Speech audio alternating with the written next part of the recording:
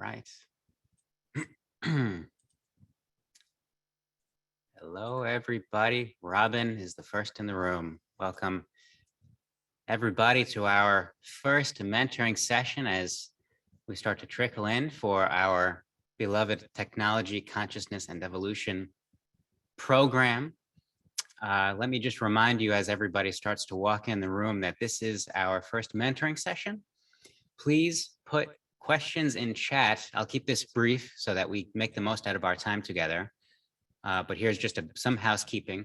Please put your questions in chat and put them there early so that we can get to them. I will be assembling them and probably gathering them together just so that we can cover most people's questions. But please use the chat feature. Put your question there. If you are feeling brave or very eager, you can raise your hand and we might get to you. We won't get to too many raised hands in this hour because we have only an hour to get to all of these questions and they're already starting to come into chat. So again, welcome. And that's all I'll say from over here on behalf of Humanity's team. Welcome, Gregg.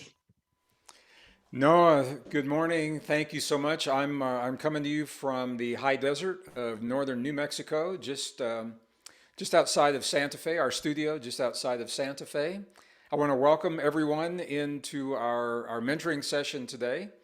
This is completely unscripted. We never know where this is going to go.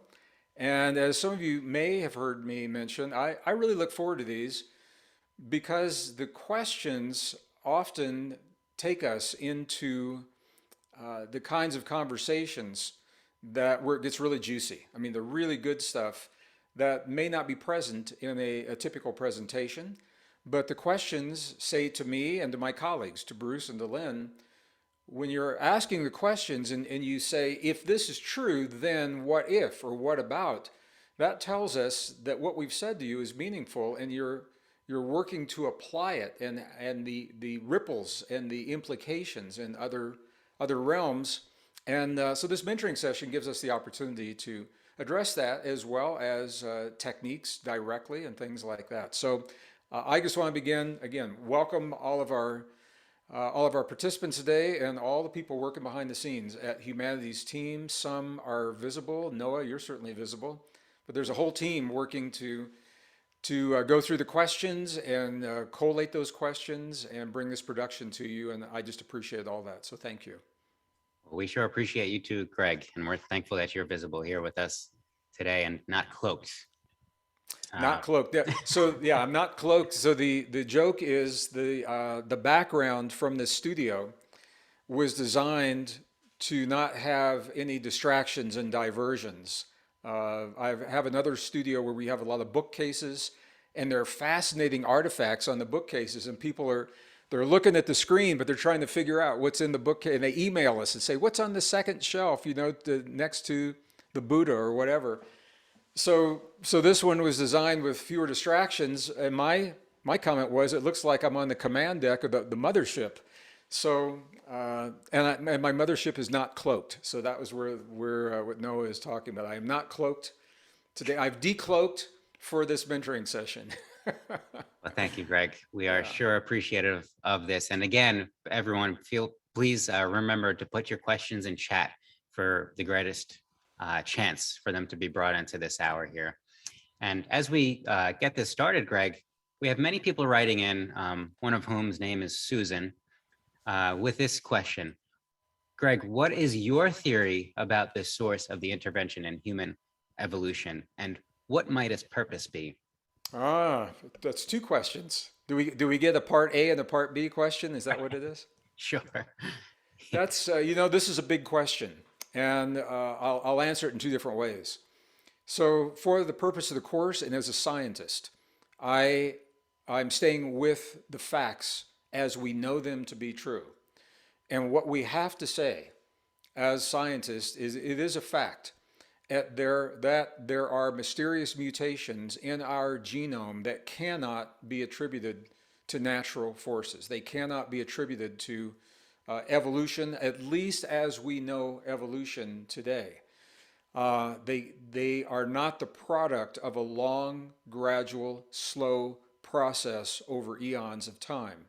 They happened relatively quickly, in a condensed period of time. And one of the things that makes them so interesting, and I mentioned too in the course, is that these mutations happened pretty much at the same time. So if it were only one mutation, if it were only chromosome number 2, for example, you could say, it is strange, but maybe we could give it the benefit of the doubt. Maybe it is the product of a natural process. When you take into consideration the chromosome 7 that gives us the ability for complex speech, happened at exactly the same time, and it happened in a way where genes had been stable for over 75 million years in all mammals, and was only with us, anatomically modern humans, where the little switch was made in the genes to give us the capabilities that we have. That is beyond the realm of a fluke. It's beyond the realm of a chance. So as a scientist, what I have to say, I have to acknowledge that those mutations have occurred. Number one, they are not and cannot be the product of natural processes as we understand them today. Number two, and they imply some sort of intelligent intervention. And that's where science has to stop right now. Because to go beyond that is to speculate. So the next part of the answer, you're asking my opinion, and this is my educated opinion, my educated speculation.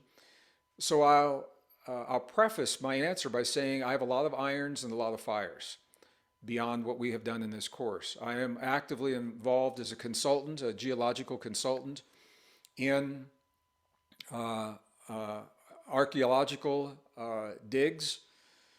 I'm hesitating because I'm under non-disclosure for some of these, so I can't share a lot of details. But I am working on other archaeological projects where artifacts have been recovered, and we talked about some of these in the course I did with Forbidden Science. There's some that we didn't with Nassim Haramein.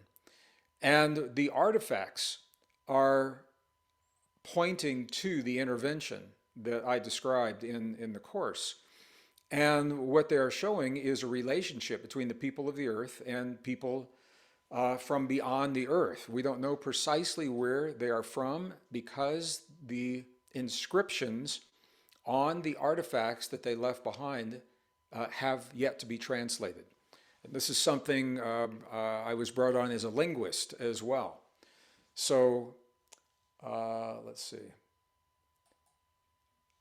Noah, can you still hear and see me? We can? Yes. Okay, something has just come up on my screen, and okay, I just wanted to make sure my computer just gave me some kind of a big message. So Still here.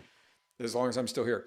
So the artifacts are depicting interactions between us and life forms from beyond this world. My sense is that it is through, and this is my personal opinion, this isn't scientific fact, that it's based upon scientific fact, that there has been an intervention about 200,000 years ago where the most advanced forms of life on our planet were manipulated. You would call it gene editing. And our DNA was fused with, with other DNA, and genes were deleted and inserted to give us the extraordinary potentials that we have today to bring us into alignment with life forms from other well, off planet, some from beyond Earth. There's also evidence that our DNA was augmented, that there was a DNA that was added to our genome that is not from Earth.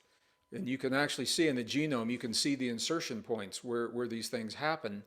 And these discoveries are only possible because of the advances that have been made in genetics, relatively recently. I mean, we're talking just like the last 5, 8 years, 10 years, where we can really begin to see through things like the CRISPR gene editing technology that allows us not only to edit, but to bring the DNA and the genes up on a computer screen like you would a word processing document.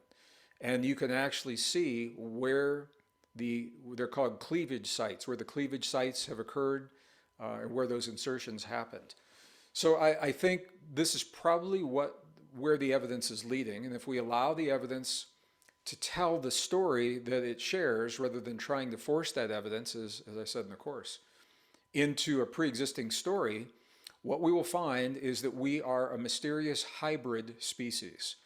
We are a hybrid, and we could actually call ourselves a tribrid because there are three components. We are material beings made of the material that we find in our planet. Our bodies are made of the four primary elements that are most abundant on our planet: hydrogen, nitrogen, oxygen, and carbon. This is primarily what our DNA is made of. That's number one. Number two, the second part of that hybridization is that the genes and the DNA have been edited or modified in such a way, and this is probably beyond the scope of what I can do well here, but you can think of the genes and the DNA as resonant antenna, because that's literally what they are. We are resonant beings, and those resonant antenna are what connect us to what we would call our non-physical nature or our spiritual nature, the eternal part of us. We access it from our physical bodies through the antenna of the DNA and the genes that tune us into the field where that part of us resides. So that's the second part. And the third part is the DNA that has been added or contributed from who or whatever is responsible for our existence, that elevates us even into states of consciousness that may not be attainable through the primary genome that was available on our planet to begin with. So we are a mysterious hybrid of material and non-material beings expressing through these physical bodies. And I think we have been given some help to elevate our consciousness and to allow us to, not the best way to say this, but to become conscious and aware and to integrate into a greater global community. And I think that process is happening right now. It's unfolding right now. Just because you don't see it on CNN or Fox News or MSNBC, corporate-controlled media that have a very strict narrative certainly doesn't mean it's not happening. Because when you go to the nations of the world and you talk to the people and you talk to other sources of news, not just the legacy media, there are all kinds of stories of interactions, of contact, of beyond the sightings. And I think we are probably preparing ourselves to make an evolutionary leap into a greater global and interstellar community. And I think we will probably see that within our lifetime. I was just talking to a friend the other night who said he felt like Moses in the desert, where he would get to see the promised land with his eyes, but he would never experience it. And my friend said, I think we're going to be at the edge, but he says, I don't think we're going to see it in our lifetime. And my feeling is that our world's accelerating so quickly, the changes are accelerating so quickly, something's got to give. Something, and I think we all feel that. We're approaching some kind of a threshold, a crescendo, where something's going to give one way or another. And I think a part of that something is going to be our mass embracing on a global level of what we already feel in our hearts and our minds, is that we're not what we've been told. We're more than we've ever imagined, and that we are, in fact, not alone and part of a much greater galactic community. And we're maturing into our role in that community. So I'll stop there, Noah, but that's kind of a long answer to a short question, but I wanted to be complete with that. Thank you, Greg. I think Kay in chat speaks for us all. Kay says, my whole being is saying yes, yes, yes, as you speak this, Greg. So thank you. Well, thank you. No, and thank you, Kay. And the thing is, the science, this is the thing. People can argue emotionally, and I see this happen with my academic friends, my academic biological friends, who are only friends when we're not having this conversation, because they will argue emotionally for the Darwinian theory, because that is what's entrenched into our way of thinking. But once again, we have to remember science is a living body of information. It's designed to be constantly updated. It is not a static body of information. And this is Western academia is trying to make it static. They're teaching this story, the story of evolution from primitive life to more advanced life up that evolutionary tree. And they are discounting the discoveries that tell us that theory is not true and cannot be true. And there is no allowance for that when it comes to teaching our young people. So I'm very passionate about this, and I understand it takes time. I think it's going to happen much faster than we've been led to believe. It's logarithmic and not linear in terms of how this unfolds. Excellent, Greg. Thank you. Thank you. And we have so many questions, Greg. We'll get to, we have a few people, or at least a couple of people asking a bit more about your insight on consciousness and this whole idea of particles emerging from and collapsing into the field. What does that mean? I'll just read a whole bunch of these and you can just glean your understanding of all these. What is the consciousness that causes the disturbance in this field? Where does the consciousness come from? Where does it go to? What triggers this consciousness? And does the consciousness leave somebody's body after leaving this physical world? Oh, wow. These are awesome questions. And we just, we don't organize or we don't orchestrate or plan this. But what just happened is we laid the foundation for this answer in the last question. So there's actually two parts that we're talking about here. When we talk about the particles emerging and collapsing in the field, this is a very, very different way of thinking of us because to this day, I go to conferences, very well-known worldwide conferences with very well-known physicists that are still doing this. They're now on board that there is in fact a field. Since the CERN superconducting supercollider in Geneva, Switzerland acknowledged it in 2012 in the scientific papers, the field, it's called the Higgs field, is acknowledged. But the lectures, the scientists, they still say this. There's a field out there that connects all things, and their hands do this. There's a field out there that connects all things, and that leads us to believe that somehow we have to do something to connect with that field. And the flaw in this thinking is that that field is not just out there, as we said in the course, is that our bodies and all physical matter is made of the atoms, and those atoms are not static as well. Atoms are a dynamic process of energy emerging from the field and collapsing back into the field. This is why, this is what quantum physics is all about. Quantum physics is about quanta.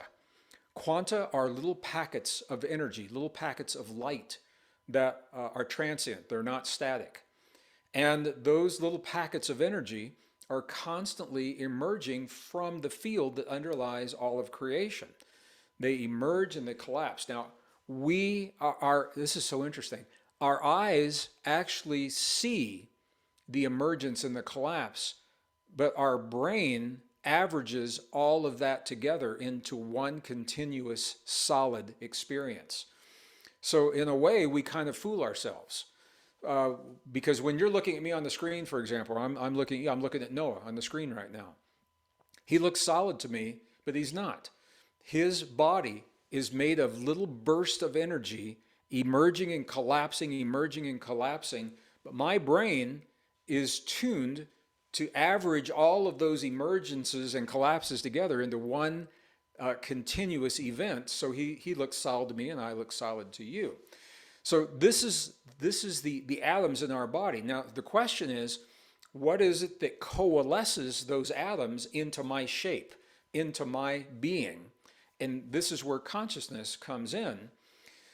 The consciousness is a part of us as we understand it. And we're still, this is still one of the big mysteries of life. But as we understand, consciousness is a part of us that is, at present, is difficult to quantify because it is non-physical.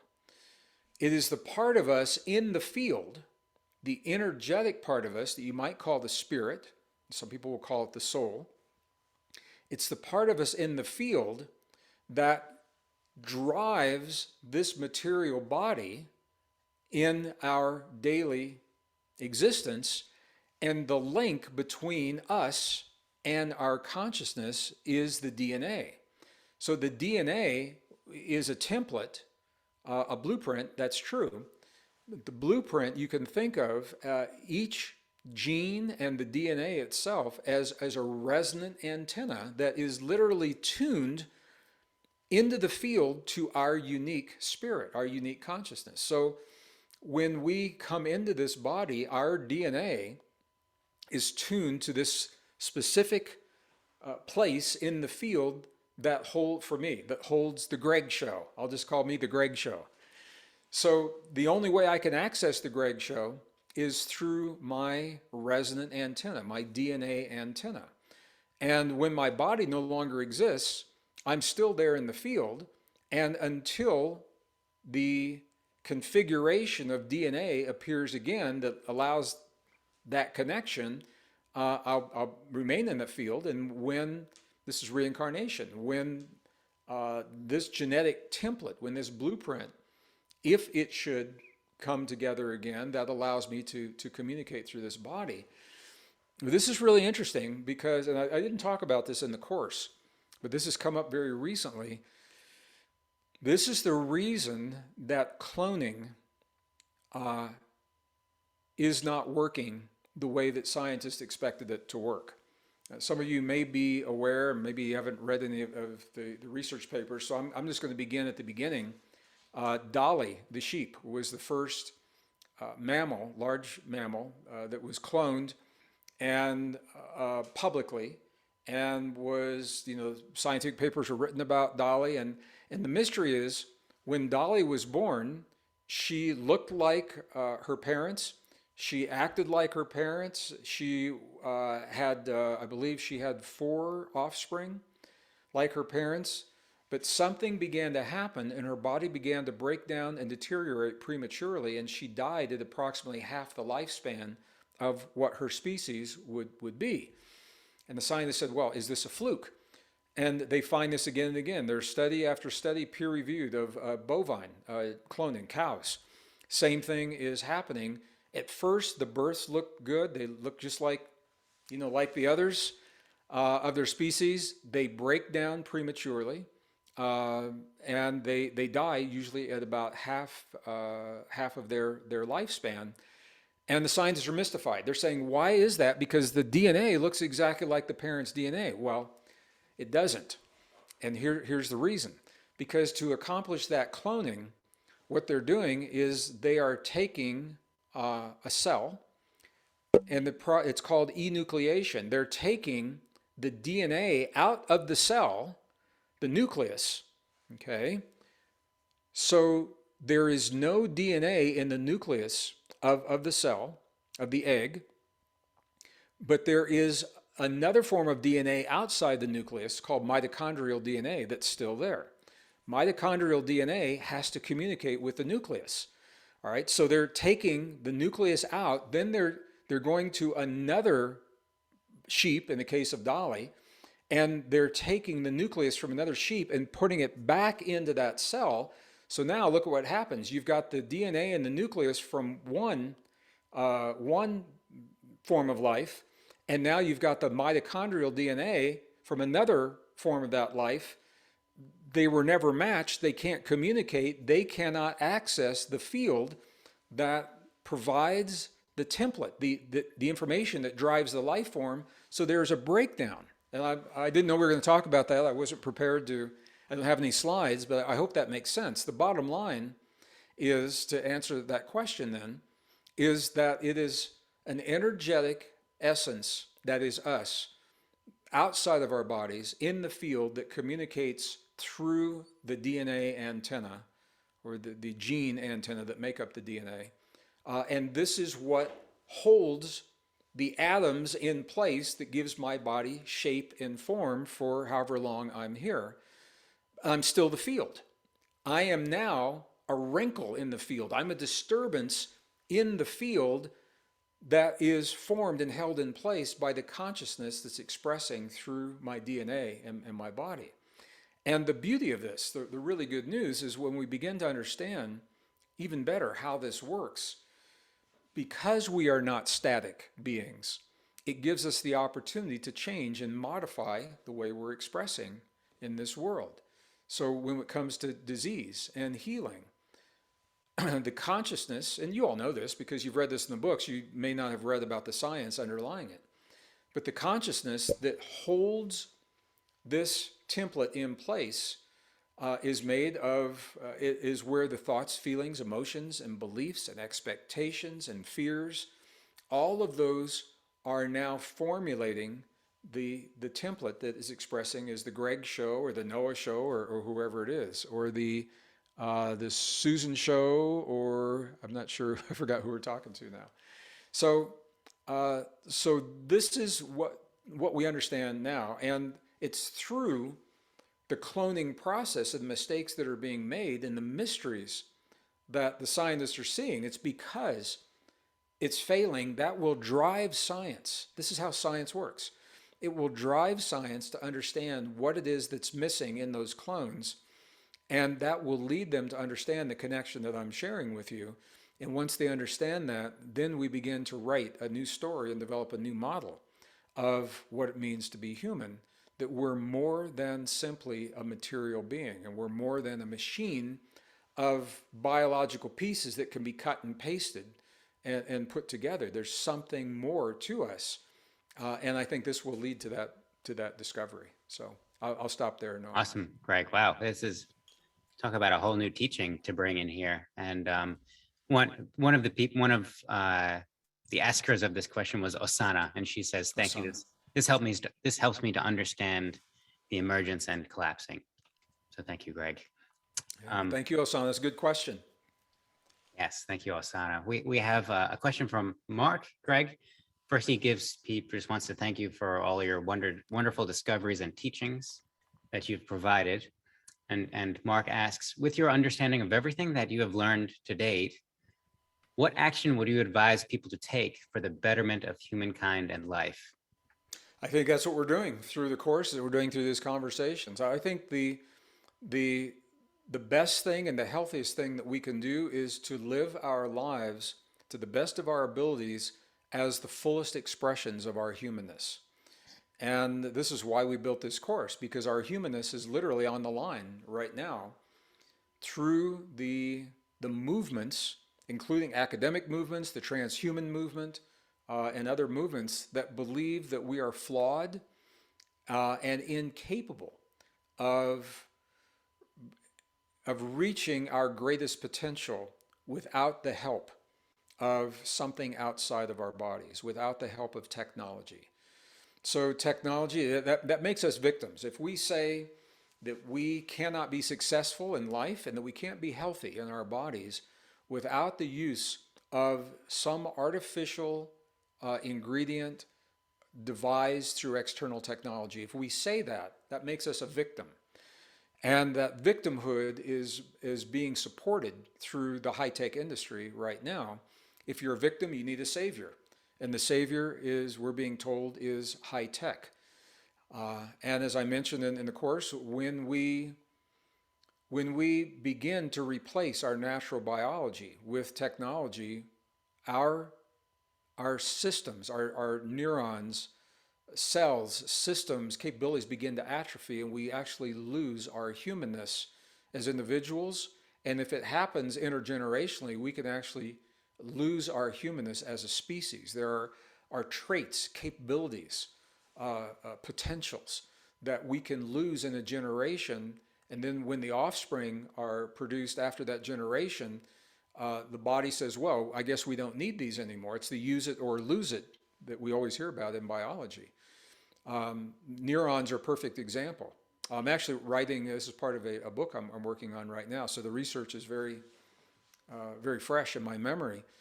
What the new discoveries are showing, counter to what we have been led to believe in the past, is that we're producing new brain cells every moment of our lives until our last breath. We're producing new brain cells. They come from a part of the brain called the hippocampus. But the caveat is when those brain cells are produced, if they are not engaged in a meaningful way within about 7 to 10 days, they will atrophy and die. And the problem with that is that so many of the new technologies, including virtual reality, and especially for vulnerable young people, if you're a 3 or 4 year old kid and you put on a VR virtual reality helmet, and all of a sudden you're seeing this vivid world with intense colors and sights and sounds and situations that you would never see in the real world. And then you take that helmet off, the real world looks a little dull. It looks less exciting. And they want to stay in that world with that stimulation. Well, here's the catch. In that stimulation, everything is being done for the brain. The brain is not engaging in creativity. The brain is not engaging in imagination. The brain is simply observing because the tech is creating the colors, creating the situations, creating the sounds, and the neurons that would typically be used for the imagination and the creativity then begin to atrophy. And at a young age, this is a dangerous precedent because they atrophy and die. And what the research is showing is there are parts of it's the visual cortex is one of the places where this is impacted to the greatest degree. The visual cortex actually begins to change and we lose the acuity that allows us to imagine and create the way we have been designed to do. So if it happens randomly as one individual here and there, that's one thing. The proposition, the suggestion is that all newborns need to be given the gift, is what they say, of implants that allow them to communicate with the machines without wires, so the chips in the brain, or that we live our lives more immersed in the virtual reality and less in this world. In the metaverse, as I said this is module 9, the metaverse has just allowed this to take a giant leap forward, as the metaverse is now allowing business transactions, mergers and acquisitions, real estate acquisitions, intimate human relationships, classroom teaching. All of this is being done through avatars in a virtual world where the user simply has a helmet and everything is being done for them. So I'm not saying it's good, bad, right, or wrong. I'm saying there's a new technology that has advanced faster than the morality of how it's used, and it's advanced faster than we have clarified the values that we cherish as humans. And I think the tech is pushing us to come to that clarity. But again, this is something you're not going to hear about this on CNN, or mainstream media. And that's the issue, is that the tech is being adopted before most people even know what's happening, and it's becoming normalized. And young people are chastising one another if they're not engaged. It's peer pressure. They're saying, "Oh man, how come you're not doing this?" And young people are subject to peer pressure. So we have an entire generation that's vulnerable to what this technology may do. And the flip side is the technology can be managed and it can be utilized in a way that helps us to learn quickly while we keep our humanness, while we retain the values that we cherish and the capabilities that we cherish. And this is a conversation we've got to have as a society. Where do we want this to go? Excellent. Thank you, Greg. I know it is comforting. I've seen many people going through your programs that share it with their kids. I've seen teachers share it in their schools. So I know what you're doing, and what you're sharing is being shared, even if it is limited.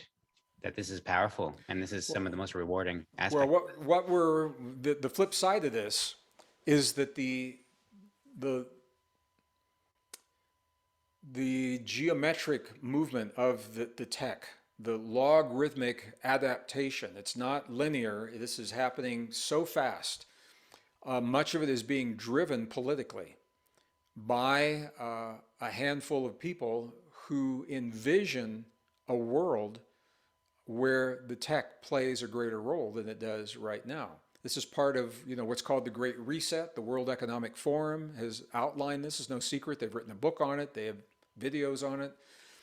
In the Great Reset, they envision a world that is much more technical, and much of that technology is embedded into the human body for a lot of purposes. And so that was an idea until 2019. 2019, the World Economic Forum officially signed an agreement with the United Nations for the UN to be the implementing arm of this vision. And now the UN, through what are called the 17 Sustainable Development Goals, which are beautiful goals when you read them superficially, and then you read the fine print of how they hope to achieve these goals, and it touches on many of the points that we're talking about right now. So we're at a point where the technology has advanced and the political will exists to move us into this futuristic, utopian, or dystopian, depending on how you look at it, a world where the technology is not just out there, but the technology is in us. So we become a hybrid species of very efficient beings, and the question is, are we willing to trade our humanness, our emotions, our ability to emote, our memories, our cherished memories, empathy, sympathy, compassion? Are we willing to trade those cherished human traits and values for efficiency of logic and fast thinking and quick computation?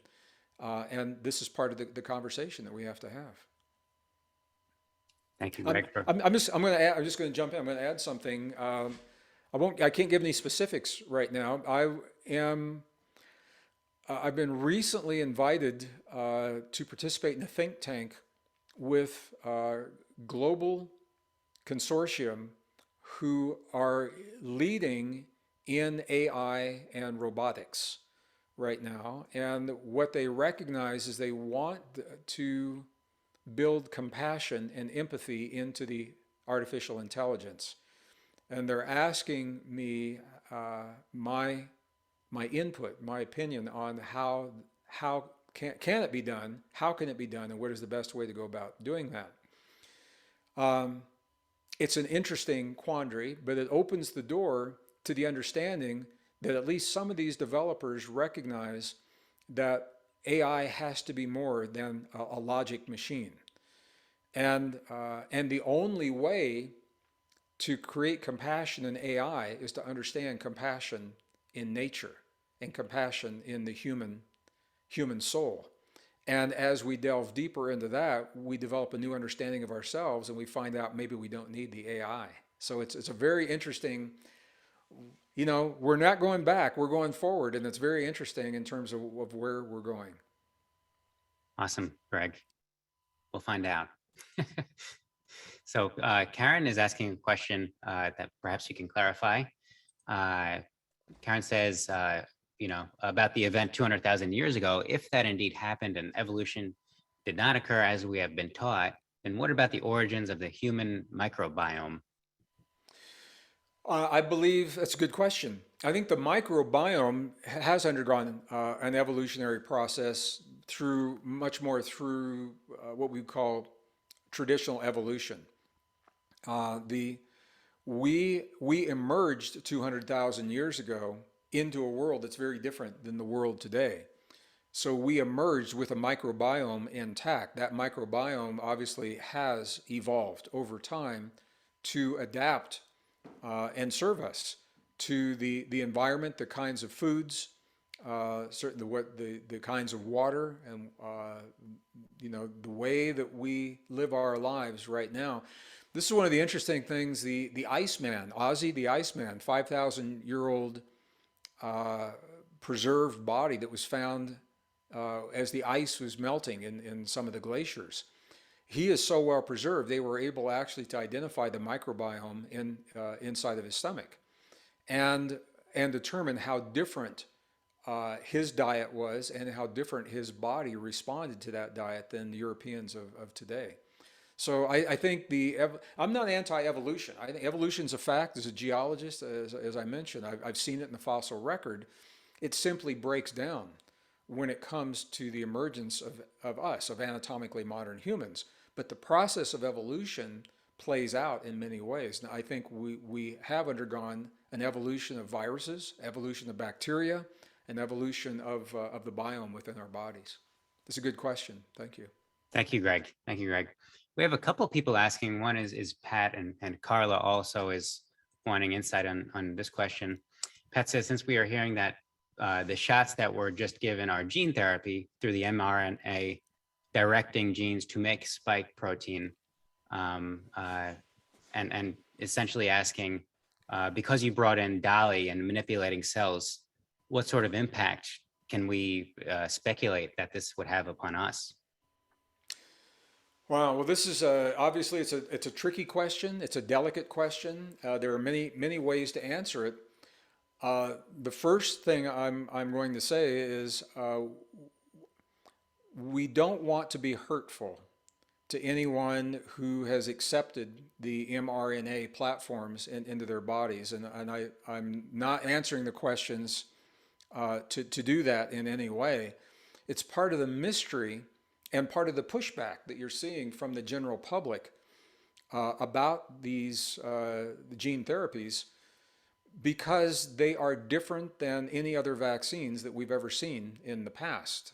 Most vaccines in the past were based upon attenuated virus or attenuated pathogen of some kind. And what that means is that the thing that you're trying to inoculate against is either killed or weakened and diluted in the vaccine, and then that injected into your body, so your body gets just a little bit of it to know how to respond when it encounters it in the real world. That's the way vaccines used to work. The mRNA vaccines are skipping that step, and what they're doing is they are programming genetic information to create the pathogen in our own cells so that our cells can recognize it and know what to do with it.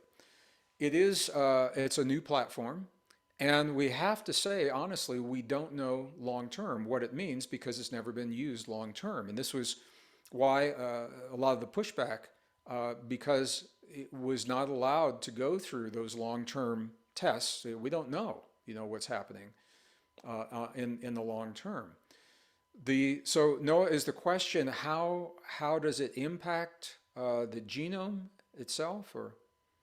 I think honestly, it's just general insight that you may have, just because it seems like there's an overlap with what you're sharing about Dolly and the sort of genetic manipulation. Well, I think the scientists are learning a lot from these 2 years of COVID about the way our bodies deal with the immune response. And I think there's a lot of that information is coming from the various trials that have been done through this mRNA platform. It is still a new platform. Now, it's a new platform in terms of being introduced widespread in the public. The technology has been around for a while. The problem is that when the mRNA is introduced into the human body, our immune system is so robust that we will attack and break down the mRNA. We see it as foreign substance. So it had to be encapsulated into what is called a nanoparticle made of something called hydrogel. Hydrogel is very controversial, but it's been around for a long time. Hydrogels are used for artificial skin and burn victims. Hydrogels are used for contact lenses. Those are hydrogels. So the hydrogels have many different purposes. And in the case of the recent, I don't want to get us deplatformed. Can we talk about this? I don't know. So in the case of the recent therapies, the hydrogels encapsulate the mRNA so the body doesn't break it down, and that's how the mRNA is able to last once it is in the body. So there's so many places we could go with this, and so much speculation. There's so much misinformation, so much disinformation. The bottom line is we don't know a lot of these answers because they fast-tracked the whole process uh, early in the pandemic. So the I think the consensus is right now, well, there's a scientific consensus, and then there is another consensus as well. So I'm just going to say this: everything that we said early on applies to everything that we're going to do from here on out. If there is anything that changes our relationship to our bodies and the DNA in our bodies, in one way or another, that changes our relationship to whatever it is that we're communicating with. And the studies now are are out and yet to be determined long term whether or not these actually impact the DNA in the body, and if so, how that happens. So I think it's opening. The irony of the whole thing is that all of these vaccines mimic what we already do, except we do it better.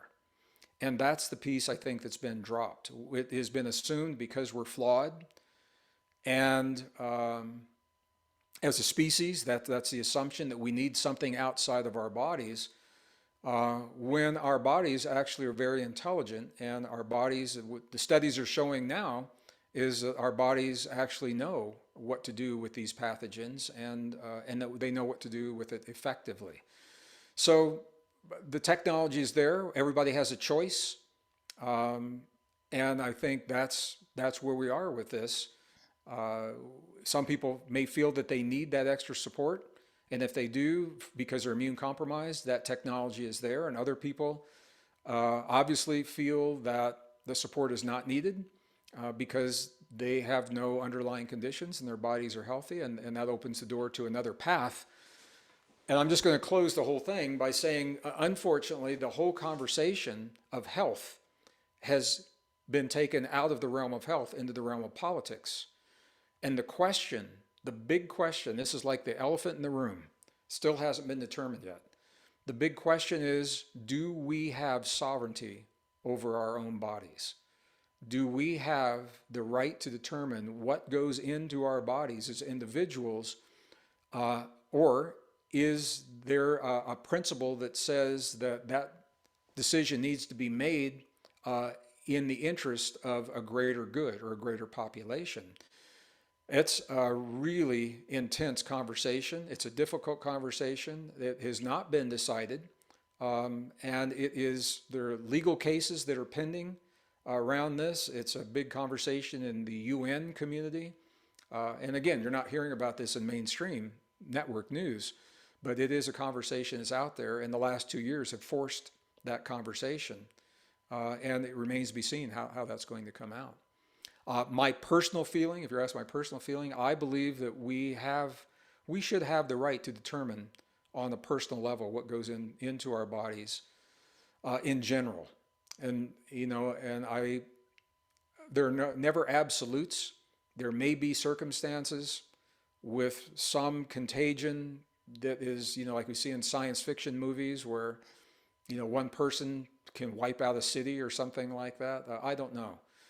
And I am not an expert. These are only my opinions. I'm not an expert in immunology or virology, but I'm going to acknowledge it's a difficult question because it's an emotional question, and politics are pushing those emotional buttons in ways that we've never seen before. And so as a community, as a society, this is where we find ourselves. And I think the best thing we can do is to have open, unencumbered conversations that are now being prohibited through tech censoring. And I think that's very sad. It's very unfortunate. And especially because the science is so new, it is not static. It's a dynamic science. It's so new that I think the new information, we need to be able to share that freely. And that is being challenged right now. So you can see it's a very complex question. It opens up the doors to a lot of conversations beyond the scope of what we can do well here today.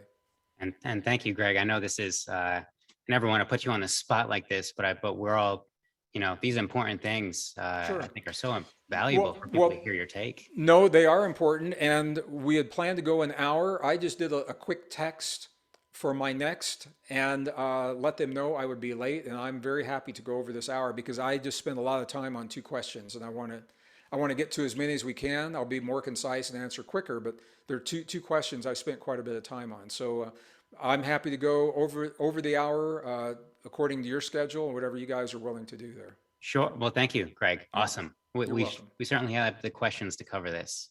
Okay. So I think you might have actually touched upon this in your in this recent answer, Greg. But Marianne is asking, when a chip is put into the body, doesn't the immune system attack it? What happens when it's in the body? Yeah, that's an interesting question. Depends on where in the body and how that chip is inserted. The chip that I talked about in the course was a very specific.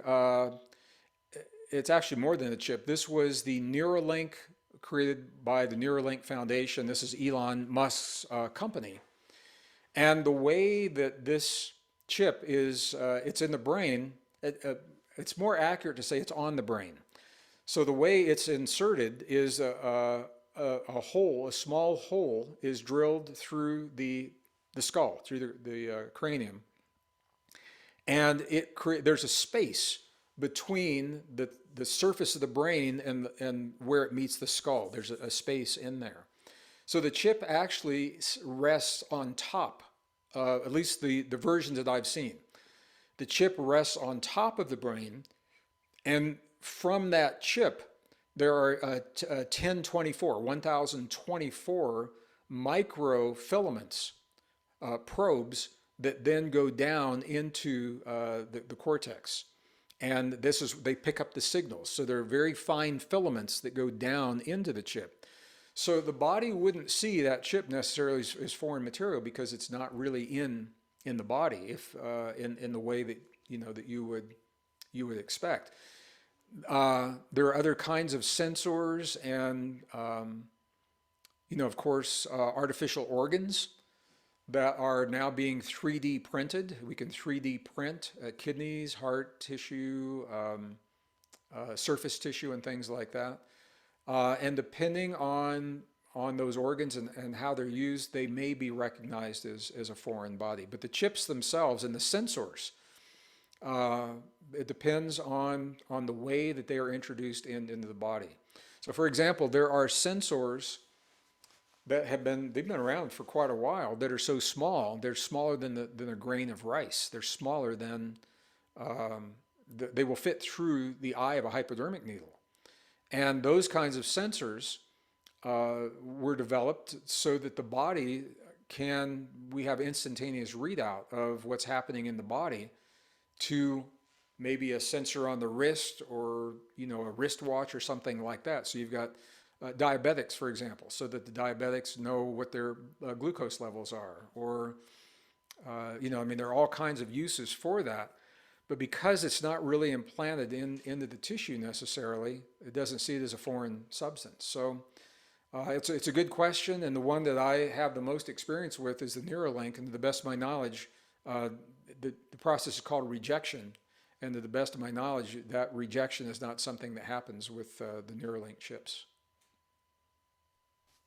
Excellent. Thank you, Greg. We have, since we have a bit more time from your generosity to stay a bit extra, Greg, Kat is here. Hey, Kat. Let's see, I'm going to ask you to unmute here. Do you have a quick question for Greg? I do. Can you hear me okay? Hi, Kat. I can hear and see you. Okay, thanks. You were talking about the Gregg show.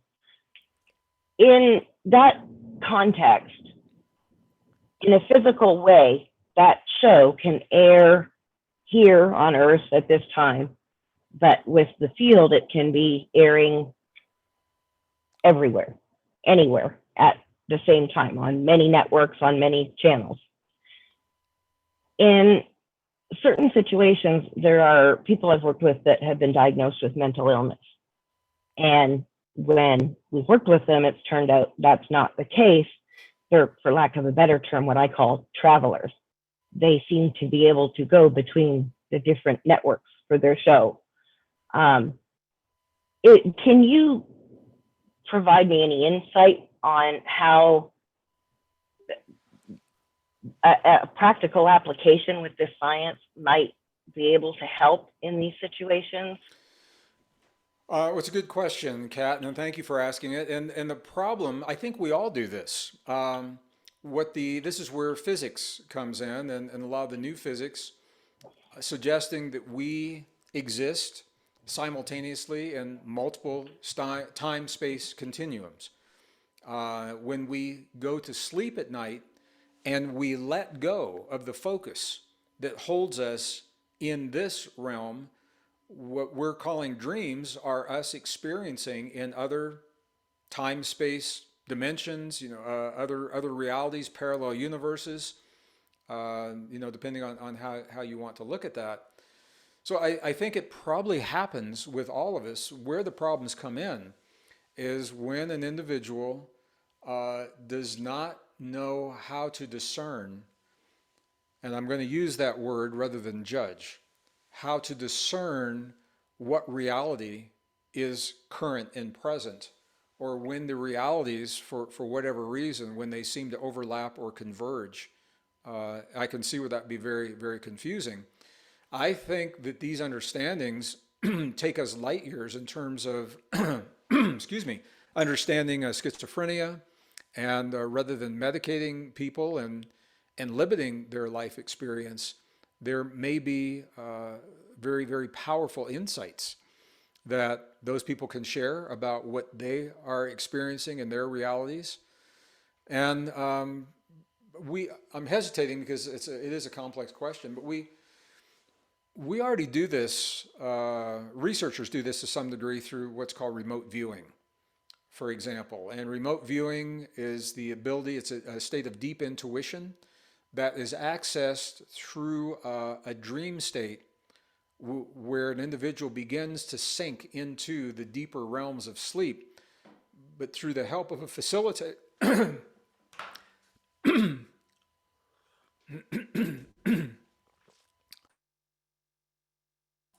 Excuse me, through the help of a facilitator. The job of the facilitator is to keep that individual from dropping into, the delta brain state, for example. So they keep them hovering in an intermediate brain state, and then they're able to navigate through the field anywhere. They will do it through latitude, longitude, through a physical street address, through a geographic description. It can be on this planet, it can be off this planet, because the field is the conduit that allows them to do that. So we already know that we can navigate through the conduit of the field, essentially unlimited. The US military developed and used this during the first Gulf War so successfully, they were able to locate Scud missiles in the Iraqi desert without sending in troops to risk their lives. So that was a real life application. Officially, they said they shut that program down. My suspicion, and probably everyone listening knows, if you got something that works, you're not going to mess with a good thing, and you're going to keep it going. So that's one application of consciousness not being limited to the physical body. In a single state of awareness, what we're talking about is consciousness not being limited to the body in multiple simultaneous states of awareness.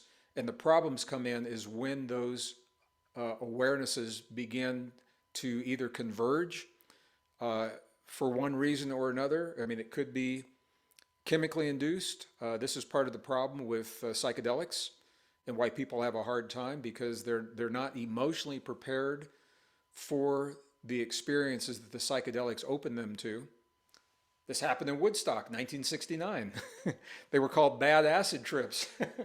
Or other substances that will change the way that the neurons are tuning in to the Gregg show, or the Karen show, or whatever show we're on.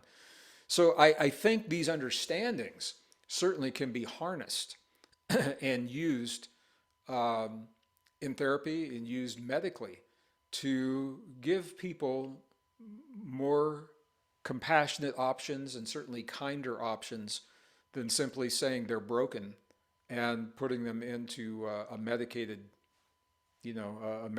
trance and saying, here you are for the rest of your life. So once again, this is science doesn't have all the answers. Science is simply a way of learning and knowing and understanding our relationship to the world. And when science is left to its own devices, science can do a good job of that. The problem is the science has been hijacked by politics, by corporations, by religion, by political agendas, and the data is being cherry picked and it's being applied in ways that even the scientists are not happy about. This is true with climate change. It's true with CO2 levels. It's true with the way energy is produced. Just across the board. So we're at a really interesting place where we have asked science to tell us who we are, where we come from, and about the universe we live in. And science is doing just that. And now, as a society, the question that we must answer for ourselves is, are we willing to accept what science has revealed and what it means in our lives?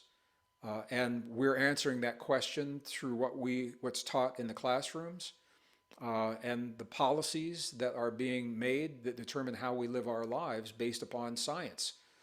Are we going to base those policies on false assumptions of obsolete science or on the best science of the modern world? That question is being answered right now, and it's answered every time we support the politics that are either going to deny or are going to accept these answers. I'm talking about evolution of what's taught in the classroom, not just climate change. I'm talking about the way we think of our universe. So, it's a good question, and that's the best I can answer in the time that we have here. Thank you, Kat, for the question. Thank you, Greg, Thank for you. the wonderful response here. Honestly, Greg, I'll just tell me. I have more. I have a bunch of questions. I'll just go one at a time, and just let me know when you're ready for a Okay. final question, All right. if that's now or continue. We have one from Joel, and Joel says, "I got so much from the final episode. Please expand on anything more about how our words create our thinking." Sure. This was Andrew Newberg was the neuroscientist that actually coined the phrase that I used in the book. The relationship has been known, but I particularly referred to Andrew Newberg, and he said it so succinctly. And what he said is that the words that we use determine not only what we think about, but what we're even capable of conceiving. And that was a mind blower for me. I guess intuitively, I always knew that. But to hear it put into those words, we have to ask ourselves, what is it that we're not even capable of conceiving that can change the way that we relate to the world? And the language is such an important part of this because the words are more than the vocalization. We think in words.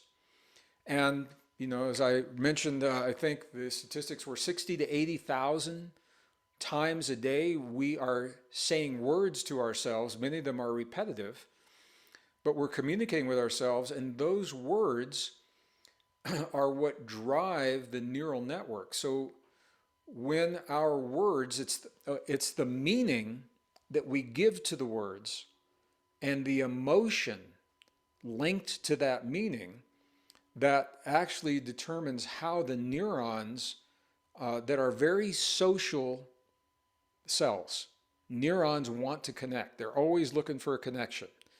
So when we use the words and the meaning that we give to those words, those emotions and that meaning determines how the neurons are wiring and firing to reflect what it is that we claim to be true about our world.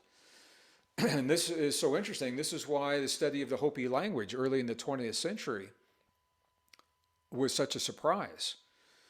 Because the Hopi, as we all know, live closer to the earth than most Western societies, with a deeper reverence for nature, a deeper reverence for their relationship for the cosmos itself and their relationship to the cosmos and for other forms of life. And they typically see a unity in all life.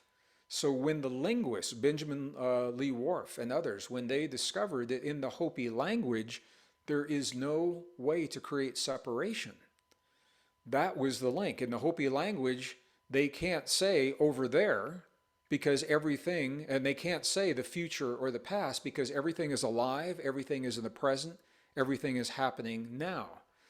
And that understanding, as reflected through their brains are wired differently to see unity and to see that deep connection. Whereas the English language, which is a good engineering language and it's a good science language, but it's all about separation and division. We've got over there and over here, and a long time in the past, a long time in the future, and today and tomorrow. And we can isolate. We look at the ocean and we can see a single wave in the ocean, and we'll say, look at that wave. In the Hopi language, you can't do that because the ocean is alive and it's happening in the moment. So the wave is waving. It is an action. It is, they would say the wave is waving, or the lightning is lightning-ing. They can't say, look at that lightning, because now you've isolated. Their brains don't work that way, and the language doesn't work that way. So this is a very, very deep, it's a deep relationship that scientists are only beginning to come to terms with. For me, it goes back to 200,000 years ago. Who or whatever is responsible for the fusion of chromosome 2 that gave us gene TBR number 1, about 1,200 genes in chromosome 2. And I'm speaking of only one of those. It's gene TBR1. TBR1 is responsible for our brain being twice the size of our nearest primate relative, for the neocortex, the development of the mirror neurons, and the neural network that allows us to make these connections in a way that our chimpanzees, our closest relative, are not making these connections, and they can't verbalize these connections. So who or whatever is responsible for that fusion gave us the ability to determine how we wire our brains, because we have the ability to choose the words that we use. And as we choose new language to describe our relationship to the world around us, we actually begin to rewire those neural networks, and we are changed in the presence of those words. And that's the power of the words. Beautiful, Greg. As you like to say, this is unscripted, and you actually answered 2 other questions in that answer about language. Sweet. So about the Hopi language and about language in general, about Western language. So thank you. See how good we are? See how good the field works? Right, exactly. Great. So Alex is asking Greg, Alex says, when you mentioned our brain puts the light packets together and that's how we see each other, Alex is asking, what practices or exercises can someone do to stop the brain from limiting our capabilities? You probably wouldn't want to do that because your reality would shift so much, it would be very difficult to function on a daily basis. So I would say you probably would not want to do that. People have done it through chemicals. There are chemicals, psychedelics, that will slow down the process, and people have had very bad experiences because, and this is the problem with any chemical support. So I'm talking about everything that alters the way that our neurons are interpreting the world around us. The chemicals will do the alterations. The question is, are we emotionally, psychologically, spiritually, and physiologically mature enough to make sense and to navigate what is shown to us through those chemical experiences? And the problem is, if we are not, if we have not achieved, and this is the negative thing, it's just if we have not achieved the maturity or become adept to what those experiences are showing us, it can be very frightening. And if it's a chemical that you've ingested, you are stuck in that frightening experience until you metabolize that chemical through your body. And that is the drawback of using chemicals to do something like this. Now, the flip side is there are meditative processes. There are indigenous traditions, the Tibetans, through some of their meditative techniques, they are able to alter the way that they're seeing the world, to alter their brain states and the way they see the world, uh, in a way that can help to slow down that process. If they encounter something that is frightening to them, they're not waiting for a chemical to wear off and metabolize out of their body. If they encounter something in those deep meditations, they open their eyes, take a deep breath, and get up and walk outside of the temple. And that is a big, big shift. So I think understanding how these things work is one thing. And I personally would not recommend attempting to make that shift, because once you make that shift, it's going to change the way that you see and function in the world, and that may or may not benefit you in the world. You know, if you're working in a high-tech job writing software on C++ for graphic interfaces, you're relying on your brain to function in a way that you've worked all of your life to hone to the expertise that you have. And when you begin to shift your perception, it's not limited just to perception. There's a ripple effect. It can change everything. Now, I'll also say there are people that have said to me, I'm not in their body, so I don't know, but they have said to me that they've had the experience spontaneously in meditations, often in bright sunlight. So they'll be meditating, on the rocks in Sedona, or something like that. And all of a sudden, in this deep meditation, they will open their eyes, and because they're in an altered state, they perceive the world differently, to the point where they can see, they've told me, they can see the flashes of light, the photons, and everything slows down. So I think it's possible to do that, to have those experiences spontaneously. And the beauty of a spontaneous experience is it's happening because you're ready for the experience, which is very different than forcing the experience through a chemical that may create, emotional or psychological distress. So, no, I'm going to ask you, does that sound okay the way I answered that? I'm not judging it. I'm just recommending that it's something to be done very cautiously, and a heads up that it can change you in ways that you may not expect.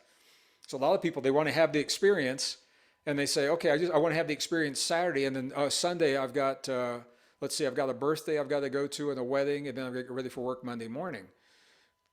Believing that it's an isolated one-time experience. And when you begin to shift your perceptions, once you open that door, I've had people tell me, and I've seen people have experiences where it's very difficult to go back to the way they were before, and it isn't happening for them in a positive way in their lives. So with caution, proceed with caution is what I would say.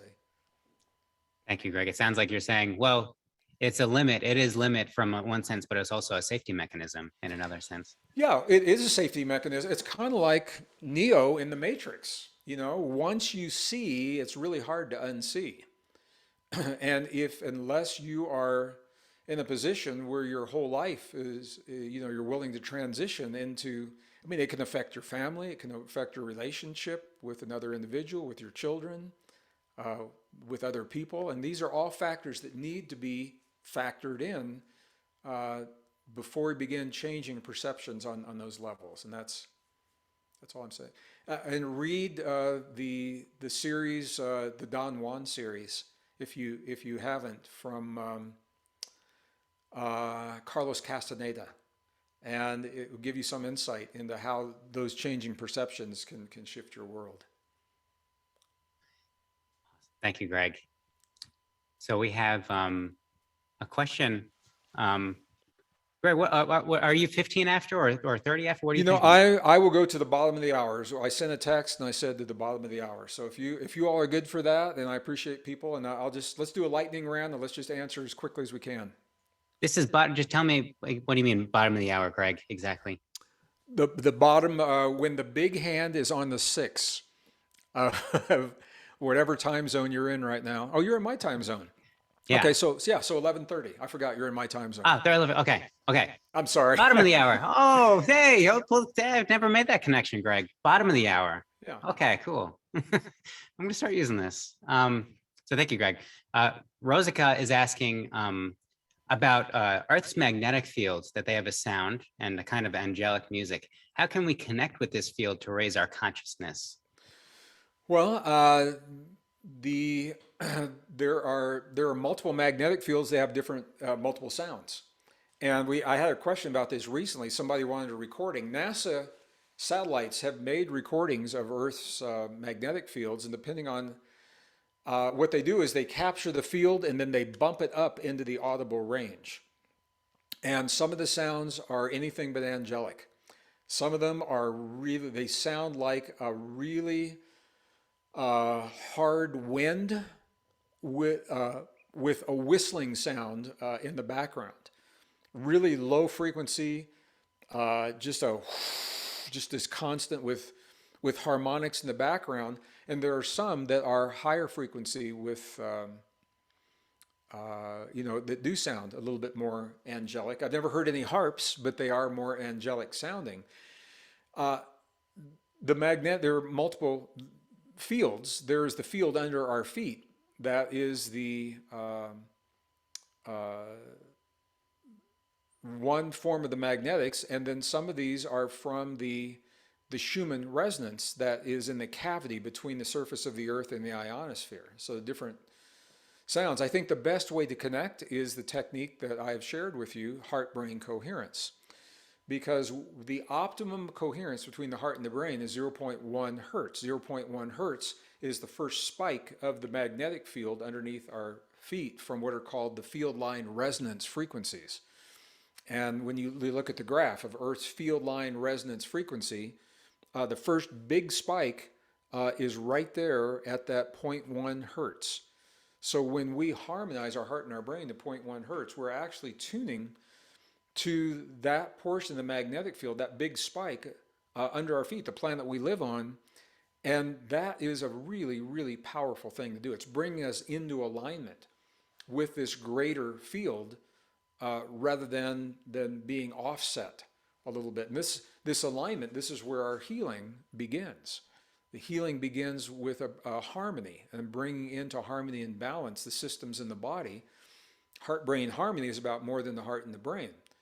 Through heart-brain harmony, we're establishing a link between the heart and the brain, and because all the systems in the body are connected, that resonance influences all the systems in the body and brings us into alignment with that field. So I would say if you want to work with that field, it would be through heart-brain coherence. If you want to hear the field, you can go to a NASA website, because your tax dollars and my tax dollars paid for those satellites. It's publicly available, and you can go to a NASA a NASA website, and you can, in the search, depending on what you're looking for, you can have, you can say there's one called the Song of the Earth. And you can Google that, and there is one that is, or on the NASA website, just say audible magnetic frequency or something like that. And there are a number of recordings that are out there. Awesome. Thank you, Gregg. And so we have another question from Ellen. I'll do the best we can for our lightning round. Ellen says, when you mentioned the field, how does the notion of fields connect with the different realms of dimensionality? I can answer it very quickly. The different realms of dimensionality are all, the field is the container for all things.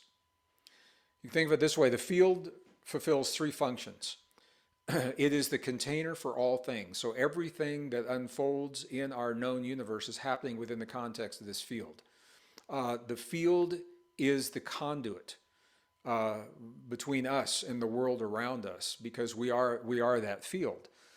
So this is why when we want to see change in the world, rather than trying to make it happen, when we become that change in our bodies, it is reflected in the field, and that's the third principle.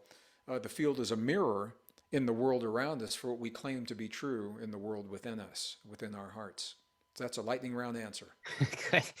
Boy, okay, I'll get these ready, Gregg. Nina is asking if we're continuing our lightning round. Yeah. Nina is asking about the cloning of plants, I think particularly relating to your cloning of Dolly. Do plants face the same challenges? It's a really good question, and it appears that, at least in the papers that I've read, they do not. And I think it speaks to, obviously, there's a consciousness in all things. There's a consciousness in a plant or in a tree. I think it speaks to the level of that consciousness and where the consciousness is. And there's some forms of life that are operating on a level where the antenna have enough information that they can fulfill their function. We are very complex beings, and the antenna, we are resonant beings, and our antenna exists in every cell in our bodies. And for the multitude of functions that must happen to give us life, and we do it transparently. We typically don't even think about it, throughout the day. Behind the scenes, there's some very complex things happening, and so we are accessing a level of consciousness or a place in the field that is much more complex, maybe, than where a corn stalk might be accessing for its functions. Good question. Thank you, Greg. So Joel, and I'm trying to keep to these shorter ones. Joel is asking, do all humans have this sort of genetic intervention or only specific ones? To the best of my knowledge, what we call anatomically modern humans, AMH, that's us. We emerged 200,000 years ago, and in what used to be called Cro-Magnon, that term's no longer used anymore. It's AMH, anatomically modern humans, and all humans that have descended from that lineage would share these traits. If there are humans walking among us that have come to this world through another mechanism, it may or may not apply. I don't know the answer to that. But any human that is descended through a lineage from early anatomically modern human would have those principles would apply. Very nice, thank you. So Marie is bringing in this concept that is widely known, that trees, plants, and fungi have a complex cooperative system and communication system, and she says she likes to call it their own World Wide Web. And she's wondering if the field of which humans are a part, and the field that we affect with our heart-brain frequency, is this any different from this World Wide Web of other natural systems here on Earth?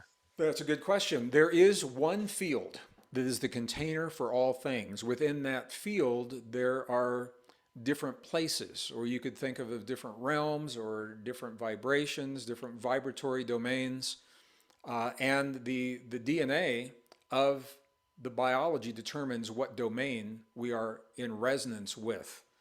So yeah, it's all, to the best of our knowledge, it's all part of one field. And to what the physicists, at least at CERN now, are saying, I was there in 2017, talking to some of the, actually had the opportunity to tour and then talk to some of the physicists there.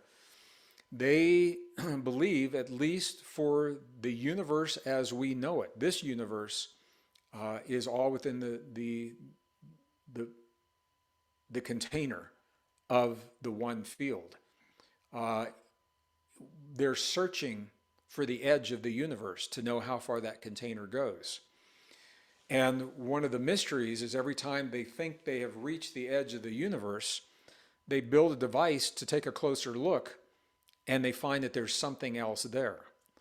And the reason now they believe that this is true goes back to some of the early studies in quantum physics, and it suggests that the act of us looking, peering into the universe, whether it's through a microscope looking for the smallest particle or a telescope looking at the edge of the universe, the act of us looking with the expectation that something will be there is the creative force that puts something there for us to look at.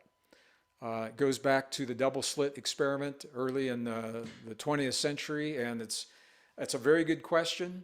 And this is why physics is so exciting, because we don't have all the answers. And as new discoveries are being made, they're supporting some answers, and they're forcing us to rewrite the story for other answers. This is awesome, Greg. Thank you. Let's do one more. I think we have time for one more. Sure. Rosemary is asking, were these sort of mutations, I'm assuming she means the 200,000 years ago mutations, were they through a surgical intervention or through mating? I, so it's a good question, and there are two ways to answer this. The the reverse engineering of the modern genome suggests, I wouldn't call it surgical, but I understand what you mean. It would be a gene editing. And it's a form of editing that we didn't even know existed. It didn't even make sense until late in the 20th century, the CRISPR gene editing technology was developed. So it appears that something like a CRISPR gene editor may have been used. Now, when we look into the cultural traditions, the ancient texts, the ancient writings, they all say that not only was there an intervention through technology, but that there was an intervention through intimate relations. So it suggests that these happened at two different times. One, there was some kind of an editing where the chromosome 2 was formed, and all the things that gives us, chromosome 7. That happened, and then once that happened and we became a more advanced, more mature species, the texts say that we then became attractive to others of closer to our kind from other worlds, who then, the texts say they beheld the beauty of the humans and they could not resist. So then it was a sexual intervention, and that we apparently have are a hybrid. We have qualities of both of those that are embedded and being carried in our lineage. And this is one of the things that sets us apart from other forms of life. We're a very unique form of life as we understand it. So some of it's science. The science can tell us about the editing. The cultural certainly is, I wouldn't say it's science, but I would say it's so widespread. It's not just one tradition. And where we typically see these references are in books that have been edited out of the mainstream. So in the biblical canon, for example, 43 books removed in the 4th century, and we find it among some of those books. In the Hebrew traditions beyond the Torah is intact, but the rest of the Hebrew Bible went through a similar editing process. It tells us the same thing. We go into the Andes Mountains of Peru, and they talk about the way that the human body, the multiple iterations that had to occur to find a formula for the human body that would hold the power of the soul in this physical form. And apparently there were some genetic formulas that did not work, and those were failed. They may explain some of the primitive forms of life that we find in the fossil record. So it's very widespread. I think two things happen. One we can prove scientifically, and the other one culturally is widespread, that it cannot be proven scientifically. Wow. Well, thank you, Greg. And it's just always such a joy, Greg, that you're here. You're gracing us with another half hour here. And everybody's just so pumped and excited and grateful for who you are and who you're bringing, and we just love this Greg show. Well, thank you. Thank you for that. I'm always honored to be here. I want to thank everyone for joining us today, for sharing a part of your day with us. I want to thank you for sharing in the course. I hope you're enjoying the course. And my colleagues, Bruce and Lynn, are going to be on for a similar conversation. So don't be too hard on them, but I know they're really looking forward to these things as well. And I just want to end, I just want to acknowledge, we opened the door to a very delicate conversation that has a lot of social and political implications when we talk about introducing chemicals into the body. And the part that I wanted to close with, and we didn't really finish that part, is that our bodies are so intelligent. They recognize when foreign substances are in the bodies, and they tend, one way or another, to break those substances down and to normalize the functioning of the body. And this is why, sometimes there are repeated applications that need to happen for this very reason. So I just want to invite everyone to really honor the intelligence in your body, in all of our bodies. And the more we know about our bodies, the more we learn to trust in the process that they undergo even if we may not fully understand them, our body's intelligence understands them. And over the short term or long term, that our bodies have a way of normalizing anything that has been introduced into the body, anything that is foreign to the body. And I say that because people have written to me and they're very concerned about decisions and choices they've made in the past, what it means to them today. And what I say to them is, if you're writing me this letter, that means the process is fully intact and fully underway. And I think it leads to a deeper reverence for the wisdom and the intelligence in the human body. So I just want to say that as we're closing out here. Noah, thank you for that. Thank you, Greg. And just to note, we've had so many questions come in, and sorry if we didn't get to your question. We did get to a lot, but I will say, I will be sending any questions that we did not answer over to Greg. I will send them to you. And so keep an eye on Greg's YouTube channel, where I think you'll be posting. Yeah, this is what, so I have, it's the one and only official Gregg Braden YouTube channel. And I say that because there were other YouTube videos that were being bootlegged, being hijacked. They were editing to make it look like I'm saying things that I'm not. So unless you see it on my official channel, it may or may not be accurate. I have no control over anything that is not on my channel. One of the ways I'm using the channel, it's run by a beautiful organization in London, and they're doing a really beautiful job, is times like this. If I didn't get to your question, Humanities team will send me the questions, and many of them ask the same question. There could be multiple questions asking essentially the same question. And I will take those and I'll do an episode on the YouTube. So check the YouTube channel and you may see some of your questions answered. And I will always honor your name. I will only give first names, no last names for the questions to honor you, but also so that people know it's a real question. So thank you for that shout out, Noah. And my love to everyone working behind the scenes, their Humanities team, and my love to everyone joining us today. Thank you so much, and I look forward to our next. And be sure and tune in for Bruce Lipton and Lynn McTaggart when they do their. I'm going to tune in because I love the mentoring that comes from my two dear colleagues. Thank you, Greg, and we'll see you next time, everybody. Thank you. Love you all, and God bless.